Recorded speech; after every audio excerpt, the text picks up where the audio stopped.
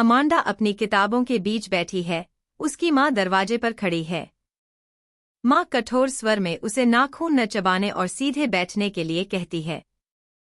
वह उसे आलसी होकर चलने और सिर और कंधे झुकाकर न चलने की नसीहत देती है। माँ की बातों से परेशान होकर अमांडा अपने आप को एक गहरे हरे समुद्र में कल्पना करने लगती है, जहाँ वह एक समुद्र देवता होती और खुशी खुशी लहरों के साथ तैरती।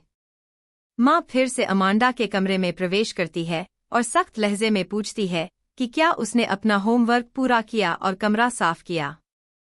वह उसे जूते साफ करने की भी याद दिलाती है।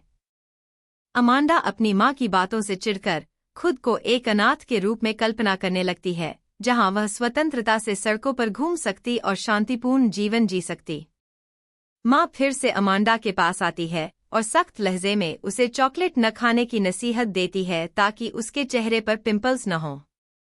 वह चाहती है कि अमांडा उसकी बात ध्यान से सुने और माने। अमांडा अपनी माँ की बातों से परेशान होकर खुद को रापुंज़ेल के रूप में कल्पना करने लगती है, जो एक शांत और सुखद वातावरण में टॉवर में रहती है। माँ अमांडा को गंभीर स्वर में अजीब व्यवहार बंद करने और चिड़चिड़ापन दूर करने के लिए कहती है।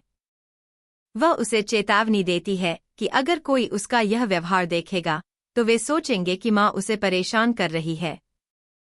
अमांडा शांत और निराश होकर अपनी माँ की बातों को सुनती है, सोचते हुए कि उसकी माँ का स्वभाव बहुत हावी है और वह कुछ भी प्रतिक्रिया नहीं दे सकती।